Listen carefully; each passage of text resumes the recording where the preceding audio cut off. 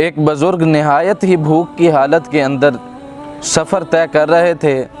چلتے چلتے بھوک سے جب حالت بیزار ہوئی تو ایک نہر کے کنارے پر پہنچ گئے۔ نہر کے کنارے پر بیٹھے تھے کہ انہوں نے دیکھا کہ ایک سیب تیرتا ہوا آ رہا ہے۔ بھوکے آدمی کو تو یہ ہوش ہی نہیں ہوتی کہ کیا چیز ہے اور کس کی ہے، بس اس کی یہ کوشش ہوتی ہے کہ وہ اس کو اٹھائے اور کھا لے۔ چنانچہ اس بزرگ نے بھی ایسا ہی کیا، اس سیب کو اٹھایا اور کھا لیا۔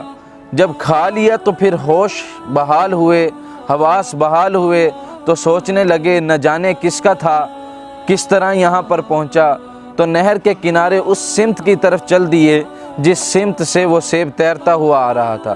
چلتے چلتے ایک باغ کے اندر پہنچے جو سیبوں کا تھا۔ انہوں نے اندازہ لگایا یقیناً اسی باغ سے یہ سیب گرا ہوگا۔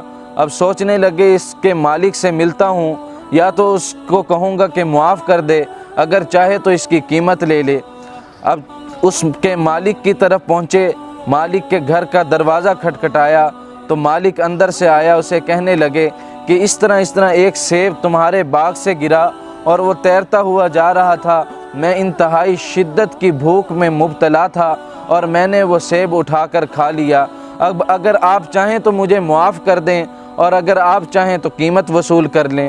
تو وہ مالک کہنے لگا کہ میں معاف تو نہیں کروں گا، البتہ تمہیں قیمت ادا کرنی ہوگی کہ تمہیں کچھ دن تک میرے باغ میں کام کرنا ہوگا، اور دوسری چیز میں تمہیں کچھ دن بعد بتاؤں گا۔ تو وہ بزرگ اس باغ کے اندر کام کرنے لگے، اس کی صفائی ستھرائی کا نظام سنبھالنے لگے۔ جب کچھ دن گزرے تو اس مالک نے اپنی دوسری شرط بتائی، اور وہ دوسری شرط یہ تھی، اس مالک نے اس بزرگ سے کہا کہ میری ایک بیٹی ہے جو کانوں سے سن نہیں سکتی، آنکھوں سے دیکھ نہیں سکتی، گونگی بھی ہے، بہری بھی ہے، لولی بھی ہے، لنگڑی بھی ہے، چنانچہ تمہیں اس کے ساتھ نکاح کرنا ہوگا، اس کے بعد میں معاف کر دوں گا۔ بزرگ اب پریشان تھے کہ میں نے سیب کھا لیا تھا، معافی بھی چاہیے، کیونکہ دنیا کی جو سزا ہے وہ آخرت کے مقابلے میں بہت تھوڑی ہے۔ چنانچہ یہ بزرگ رضامند ہوئے اور نکاح کر لیا۔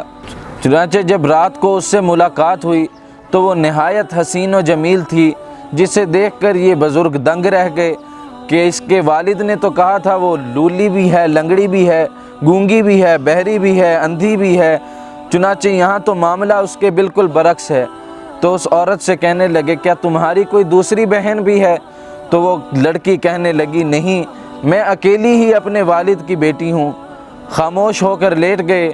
اگلے دن جب اپنے سسر سے ملاقات ہوئی تو کہنے لگے آپ نے تو کہا تھا گونگی، بہری، لولی، لنگڑی اور اندھی ہے، لیکن میں نے تو اس کو نہایت حسین و جمیل اور خوبصورت پایا، یہ کیا معاملہ ہے؟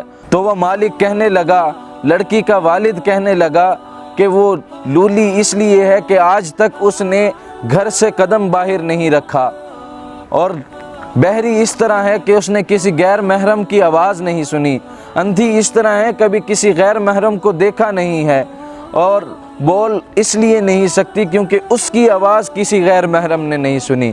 آج کے دور کے اندر رشتہ تلاش کرنا بہت مشکل تھا، چنانچہ تم آئے، میں نے اللہ سے دعا کی الہ العالمین کہ مجھے میری بیٹی کے لیے نیک اور صالح رشتہ عطا فرما، تو اللہ تبارک و تعالی نے اس طرح تمہیں بھیجا۔